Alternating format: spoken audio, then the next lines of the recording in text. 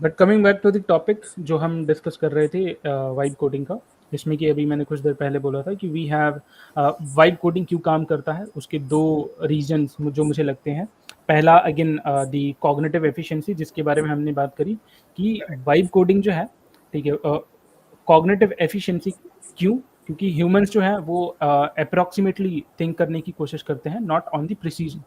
So the LLMs what they are doing is कि इस approximate expression को precise execution में कन्वर्ट करने की कोशिश कर रहे हैं, and that is how we are getting the outputs so precisely.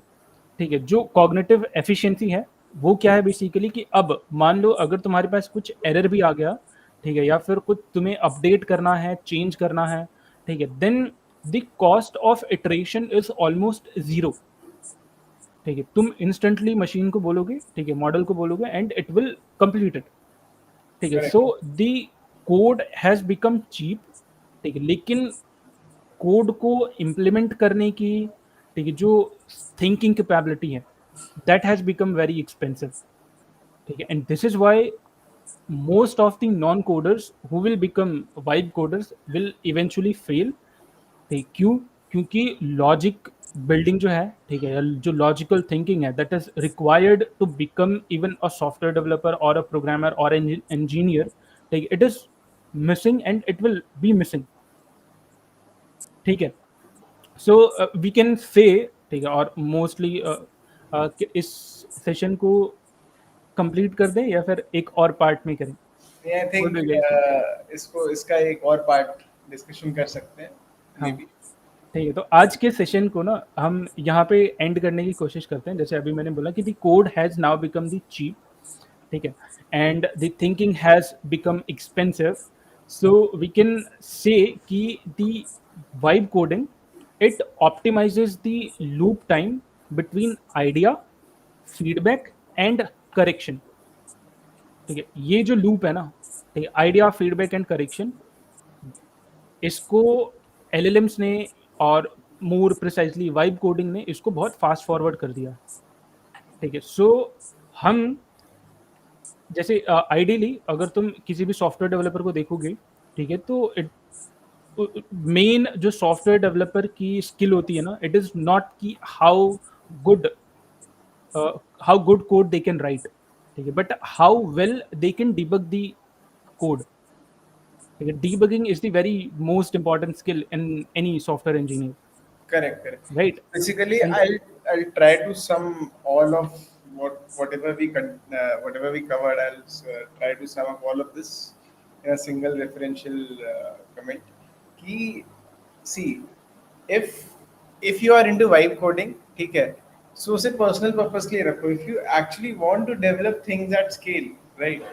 So you need to learn programming. You need to work on cognitive abilities, basically logical reasoning, right? Right, You need to learn that particular language because issue ये होता है कि it's just like कि आपने YouTube से देख के कुछ कुछ डाल के सब्जी तो बना दी, ठीक है। अभी आप सब्जी, लेकिन उस सब्जी में अगर कुछ भी ऊपर नीचे हो गया, जैसे नमक ऊपर नीचे हो गया, मिर्च ऊपर नीचे हो गई, तो आपको पता होना चाहिए कि हाँ भाई नमक ही ऊपर नीचे हुआ है। उसकी एग्जैक्ट वैल्यू का एडजस्ट करके मैं सब्जी को टेस्टी बना सकता, फिर डिजायर्ड मैनर में बना सकता जो एक्चुअली होनी चाहिए, right? So, in order to learn the code base right from scratch, and debugging also comes in है। आप किसी चीज को डीबग तभी कर पाओगे, आप किसी चीज को फिक्स तभी कर पाओगे। जैसे मेरी मोटरसाइकिल है, मेरी मोटरसाइकिल या मेरी कार खराब हो जाती है, राइट? तो उसको फिक्स मैं तभी कर पाऊंगा जब मुझे पता होगा कि उसमें कौन सी जगह पे एग्जैक्टली क्या पार्ट यूज होता है और एक्चुअल में उसका यूज केस है क्या, राइट? वो रिप्लेसेबल है, नॉन रिप्लेसेबल है, फिक्सेबल है, नॉन फिक्सेबल है, right?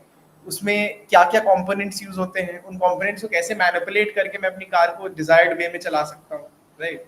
So just like it, the crux of this conversation is, before becoming a vibe coder, you should definitely go for basic programming. At least. आप correct, at least आप language सीखो, आप अपनी cognitive abilities पे work करो, आप क्या कहते हैं अपने लॉजिक पे वर्क करो, स्टैंडर्ड एल्गोरिदम्स को स्टडी करो, how do they work. So by doing all of this, आपका जो माइंड होगा ना राइट फ्रेम में सेट होगा, right? Vibe coding for those people who have technical knowledge is a boon, बिल्कुल, right? Because you know what exactly to want. अब जैसे कि कर्सर का मैं यूज करता हूँ, so Cursor is also into CLI and into क्या कहते हैं आपका मतलब code editing as well, just like Bolt and Lovable. So अब जैसे कि मुझे कुछ भी बनाना है, लेट्स से फॉर एग्जांपल मुझे एक थ्रॉटलिंग एल्गोरिथम बनानी है जिसमें मैं चाहता हूँ कि जो यूजर के कीबोर्ड क्लिक्स हैं, ठीक है, वो उनके हर एक पर्टिकुलर क्लिक पे या फिर एक पर्टिकुलर डिजायर टाइम गैप के बाद मैं उनके क्लिक्स को रिकॉर्ड करना चाहता हूँ, सेव करना चाहता हूँ, कोई फंक्शनैलिटी परफॉर्म करवाना चाहता हूँ, या फिर मे बी मेरी API मल्टीपल टाइम्स कॉल हो रही है, मैं चाहता हूँ कि मैं उसमें रेट लिमिटिंग लगा दूँ, right, from the front end side. तो ये सब जो लॉजिक्स हैं, मैं इतना बोल पा रहा हूँ because I know what actually goes into that logic, right. मैं जितना स्पेसिफिक होके AI को चीजें बताऊंगा, AI उतना ही स्पेसिफिक होके लाइक चीजों को एग्जीक्यूट करेगा, right. Right, that specification is the very important thing, ठीक है, जो कि करेक्ट. रिक्वायर्ड है. एंड वो कैसे आएगा, जब इवन दो अगर तुम प्रॉब्लम को बहुत ही स्मॉल लेवल पे क्या बोलते हैं डिवाइड कर भी दोगे ना, then too it will be very hard, ठीक है, to give the same specification that the business requires. Correct. ठीक है, उसके चांसेस बहुत कम है कि it will correct. be very precise enough.